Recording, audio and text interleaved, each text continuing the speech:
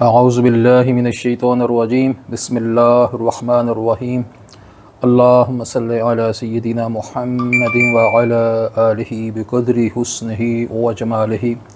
السلام علیکم ورحمۃ اللہ وبرکاتہ۔ اصلاح معاشرہ کے حوالے سے ایک ویڈیو کلپ چھوٹا سا حاضر خدمت ہے۔ اللہ پاک نے پوری انسانیت کو، پوری کائنات کو تخلیق کیا، تو اس کو آگے چلانے کے لیے، اس کو آگے پروان چڑھانے کے لیے اللہ پاک نے کچھ فطری قوانین بھی مرتب فرمائے، جن کے بارے میں کہا جاتا ہے، قرآن پاک میں بھی ہے کہ لا تبدیل لکلمات اللہ۔ تو ان فطری قوانین کے اوپر جب تک انسان عمل کرتا رہے گا، یقیناً فلاح پائے گا، اور جب بھی اس سے روگردانی کرنے کی کوشش کرے گا تو کامیابی مقدر نہیں بن سکے گی۔ تو ہمیں چاہیے کہ ہم ان فطری قوانین کے اوپر دل و جان سے عمل کرنے کی کوشش کریں اور معاشرے کی فلاح و بہبود کا باعث بنے، نہ کہ ہمارا وجود معاشرے کے لیے ایک نسور بن جائے، تو یہ بہت بڑی بدقسمتی ہوگی۔ تو آج میں صرف 3 فطرت کے جو قانون ہیں ان کے بارے میں تھوڑا سا ذکر کروں گا۔ تو سب سے پہلا فطرت کا قانون جس کے اوپر میں بات کرنا چاہوں گا وہ ہے کہ جس کے پاس جو کچھ ہوتا ہے وہ وہی آگے ٹرانسفر کرتا ہے، دوسروں کو دیتا ہے۔ یہ فطرت کا اصول ہے، قانون ہے کہ جو کچھ جس کے پاس ہوگا وہ وہی آگے ٹرانسفر کرے گا۔ مثلا اگر میرے پاس علم ہے تو میں اس علم کو آگے ٹرانسفر کروں گا۔ میرے پاس اگر غم ہے تو میں دوسرے کو خوشی نہیں دے سکتا، میں غم ہی بانٹوں گا۔ اگر میں نے آگے خوشی بانٹنی ہے تو میرے پاس خوشی ہوگی تو میں بانٹوں گا۔ میرے پاس اگر رقم ہے، دولت ہے، پیسے ہیں، اگر ہیں تو میں آگے کسی کو تقسیم کر سکوں گا، وگرنہ کوئی میرے آگے ہاتھ بھی کرے گا تو میں اس کو سلام ہی کر سکوں گا۔ دیندار انسان جس کے پاس دین ہے، اگر اس کے پاس دین ہے تو وہ دین ہی بانٹے گا، اور اگر اس کے اندر کوئی خباثت بھری ہوئی ہے تو وہ خباثت ہی آگے تقسیم کرے گا۔ تو اسی اگر فطرت کے اس اصول کو، اگر قانون کو اگر آپ ذہن میں رکھیں تو آپ ہر بندے کے بارے میں اپنی رائے قائم کر سکتے ہیں۔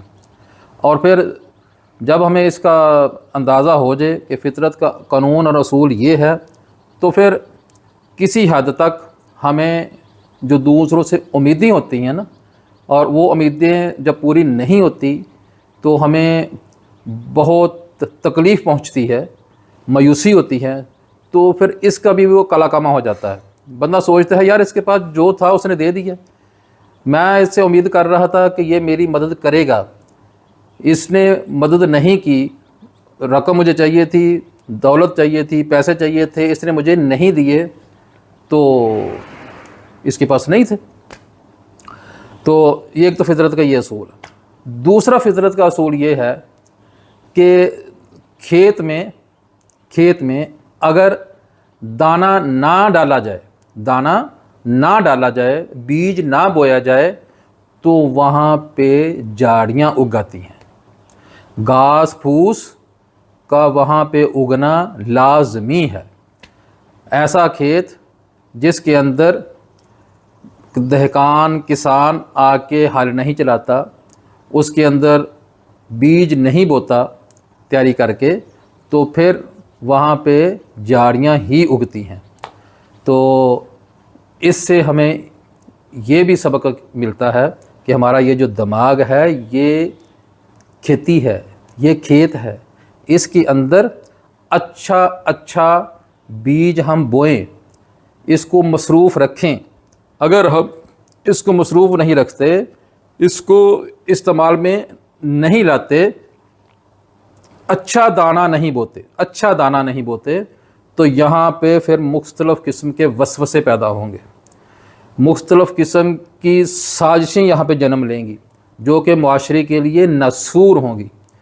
तो इस दिमाग की खेती से फ़ायदा उठाना उसी वक्त ही मुमकिन है जब हम इसमें अच्छा बीज बोएं, खुशियों का बीज बोएं, इस्लाह अहवाल का बीज बोएं, हमदर्दी का बीज बोएं, तो यकीनन वही खेती परवान चढ़ेगी। और तीसरा जो असूल एक है वो भी बहुत अहम है कि ज़िंदगी में इंसान को जो कुछ भी हासिल हो, जो कुछ भी हासिल हो, उसको हज़म करने की कोशिश भी करे, उसको हज़म करने की सलाहियत भी हासिल करे। मसलन अगर आपने खाना खा लिया तो फिर आपको उसको हज़म करने के बारे में भी कुछ एक्सरसाइज करनी पड़ेगी, कुछ आपको दवाई लेनी पड़ेगी अगर बीमार हैं, या कोल्ड ड्रिंक्स वगैरह जो लोग आम तौर पर इस्तेमाल करते हैं। मतलब कहने का मकसद ये है कि आपने खाना खाया, आपके पास पेट में खाना चला गया, आप तो उसको हज़म करना भी बहुत ज़रूरी है। इसी तरह इल्म आपने हासिल कर लिया, इल्म हासिल कर लिया तो फिर उसको हज़म करना भी ज़रूरी है।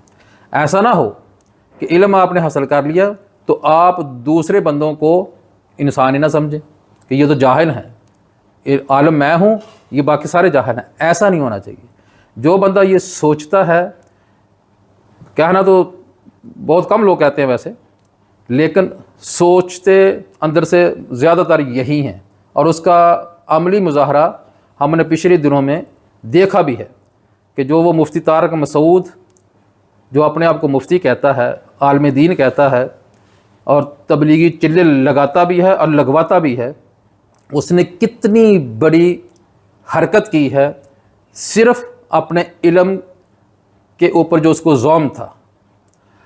अब हालत ये हो गई है कि मौलाना मंजूर मैंगल साहब जो कि ख़ुद देवबंदी हैं, उसकी जमात के हैं, उन्होंने 2 क्लिप जारी किए हैं उसकी तंबीह के लिए।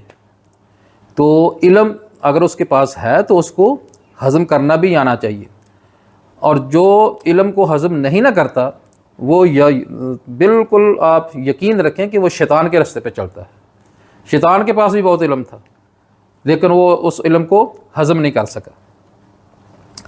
इसी तरह अगर बंदे के पास मालो दौलत आ गई है ना, अल्लाह पाक ने दे दी है, तो फिर उसको हज़म करना भी उसको आना चाहिए। अल्लाह पाक ने फरमाया है, कुरान पाक में फरमाया है कि आपको जो मालो दौलत मैंने दिया है ये तुम्हारा नहीं है, ये अल्लाह का ही दिया हुआ है और अल्लाह का ही है। तो अल्लाह पाक फरमाते हैं कि इसमें जो महरूम लोग हैं उनका हक है, उनके ऊपर एहसान कोई नहीं, उनके ऊपर हक है। तो इसलिए अगर अल्लाह पाक ने माल दौलत से नवाजा है तो फिर इसको हज़म करना भी आना चाहिए। तो ये 3 मैंने फ़ितरत के जो असूल कानून हैं वो बयान करने की कोशिश की है। उम्मीद है कि अल्लाह पाक हमें इसको समझने की तौफीक अता फ़रमाए, और अगर हम इसको समझ जाएँ कमा हक़्क़ुहू तो हमारी ज़िंदगी आसान हो जाए और माशरे में भी इस्लाह की गुंजाइश पैदा हो सकती है। अस्सलामु अलैकुम।